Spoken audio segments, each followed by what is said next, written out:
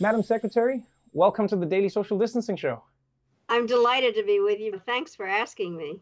Of course, anytime. You're always welcome as a guest. Before we get into the interview, I know that you have one of the most impressive brooch collections, and they all mean something. So I'm assuming that that V on your lapel stands for something. Because I spent the war in England, World War II, and my father broadcast for BBC.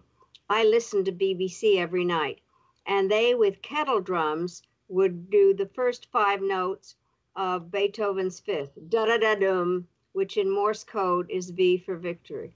As somebody who grew up and lived through a war, you had to do things like you had to wear masks as a child. You had government imposed lockdowns that you and your family had to adhere to. Was there a different sentiment than there is now in terms of listening to the government and doing what is best for the population at large? Well, I was a little girl and I did what I was told, but I really do think that what was similar, and I'd love to talk about this a bit, is that the people had no control over where the bombs fell. They only had control over their behavior. And I think people did do what they were told to do. We spent the night in the cellar of the apartment building that we lived in.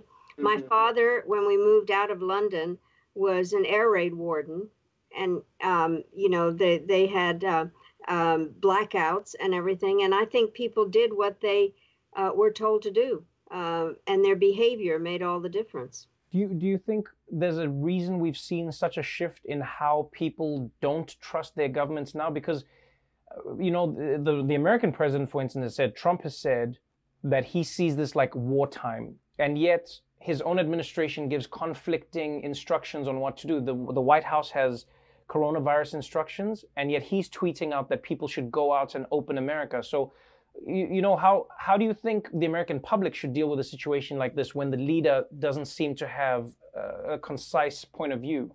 I think that is the whole problem, because in England, Churchill had a view, and the government was trusted from everything that I can tell from my reading also. I think now there is complete confusion, mainly because the president keeps changing his mind. And so I think that he is the one that has contributed to what is already a difficult situation by changing what he's been saying and then saying he hasn't changed it. And so leadership makes all the difference. There's no question. The news that we're all reading through today is the story of another inspector general who was fired by the administration. And, lawmakers are saying it could have something to do with Saudi Arabia. Others are saying it's because the inspector general was investigating Mike Pompeo for using his staff to do non-official work duties like walking his dog or getting his laundry. You worked as Secretary of State. Tell me, first of all, what that position is supposed to be, or what you think is going wrong. And secondly, why, if it is a big deal that the inspector generals are getting fired at the rate that they are. What I think is interesting is the inspector generals are in these departments to make sure that regulations and laws are carried out. They are inspector generals. And there are a variety of things that come up in terms of about people and personnel matters and regulations. So that is not unusual. What is unusual is to have them fired. And then trying to figure out over what. And from what I've read in the papers, it's peculiar in terms of some of the, I had security people. They're not supposed to be doing errands they're there to worry about the security of the Secretary of State. And then I think that firing not only him, but I think three others in other departments, the same thing. So people that are supposed to be the protectors of the rule of law are the ones that are being asked to leave, which makes one suspicious over how the administration sees the rule of law. It also feels like the Trump administration has gotten fairly comfortable dismissing people who are tasked with overseeing them as an administration.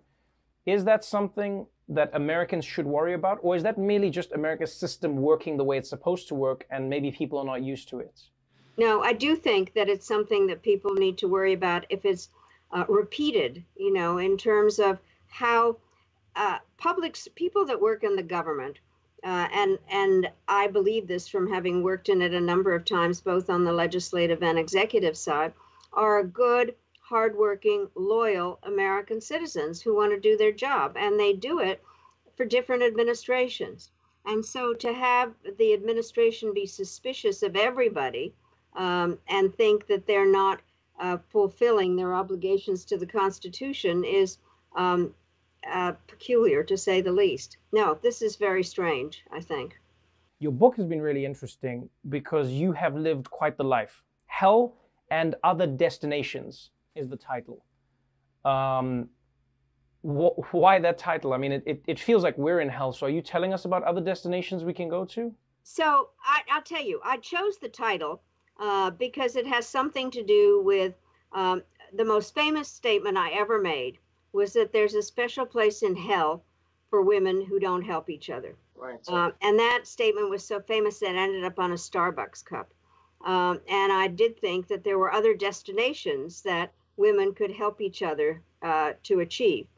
I wrote the book before the Corona crisis, and really I didn't focus on the fact that it was going to be so absolutely clear, and so valid at the moment, because I do think we see horrible things going on, a type of hell, when we need to look for other destinations. So the fact that the title is so germane is a little bit of a surprise. Americans are asking a question every day: when will America be ready for a woman as president?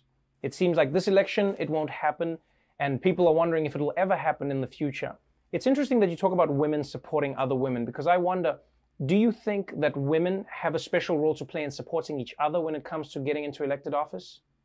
Well, I do think that it's important for women to support each other, but I would never recommend that a woman vote for a woman that she disagreed with in terms of elected office. Mm-hmm. I think that there are some that I certainly wouldn't vote for, but I do think that it helps if there's more than one woman in the room. What is so interesting now is that the countries that have managed to have some kind of control over the virus are the countries run by women. That is what's so fascinating. And, like the Prime Minister of New Zealand, and then Taiwan, and Finland, and Germany, and Denmark, and Norway. And I think there are certain qualities about how women view their role in terms of, by the way, I think women are really good at multitasking, because that's what we have to do, which means that we have peripheral vision, that we do care about how decisions are made, that we actually, if you want to put it in these terms, we don't want to divide our children so that one group hates the other. And there are a variety of aspects in terms of how women come to power, which is mostly by trying to be helpful rather than kind of having a lot of ego activities. So I do think, but as to the question, America likes to be first in everything. We are certainly not the first in terms of having a woman leader. And I would hope very much at some point we would. It feels like global diplomacy, though, is about to take a bit of a knock. Just reading today about the group of countries coming together to discuss the global pandemic right now. There's clearly a rift in that there are many countries, such as Australia, who are saying they want to get to the heart of the pandemic. Where did the virus come from, and how did it spread so quickly? People intimating that they're pointing fingers at China. China has come out, and their representative said this is not the time to be investigating the source of the virus. And it feels like the world is being set up for a moment where quite a few countries are going to be looking to China for answers about what happened in Wuhan and how the virus spread around the world. How would you handle this situation? Because on the one hand, people want to hold a country accountable if they've done something that has hurt other countries. On the other hand, it seems like everybody is terrified of China. So how do you balance this out in dealing with them, but also, dealing with them as a partner? What you try to do in diplomacy is to solve problems, not create them. And I do think that one of the issues here is, what do we do now? Because, as I said earlier, we're all interconnected on this, and the virus knows no borders. At some point, there has to be an investigation of what happened. There's no question about that. But what we need to do now is figure out ways that we can work together. An example that I've used is supposing that the Chinese were the ones that came up with the vaccine first. Would we say we don't want it? And the last thing we want to do is to have a so-called Cold War with the Chinese. A diplomat has to be able to do two things, or at least two things simultaneously. How to find the areas where we can cooperate, which clearly, for instance, climate change is one of them, or now dealing with the virus, and where we have to compete. And the kinds of things that the Chinese are doing in the South China Sea, claiming territory and undermining a variety of laws that we've had on navigational freedom, that's bad. And we have to be able to figure out how to compete on that score and not get ourselves into a position where we're going to have a Cold War with the Chinese. But it is a very difficult relationship, and it's only made worse now by kind of have it be part of the politicizing it and having it be part of our elections. Thank you for sharing your time with us today. And I hope I get to see you not through a lens the next time we speak. But I'm really glad to be with you, because the last time we saw each other was at the National Democratic Institute, where we were giving you the Democracy Award, because humor is an important part of diplomacy, and what you do every night makes a huge difference. And I'm so glad that we've met and that you invited me to come and be on the show. Thank you so much. Thank you so much, Madam Secretary. I appreciate you. Thank you.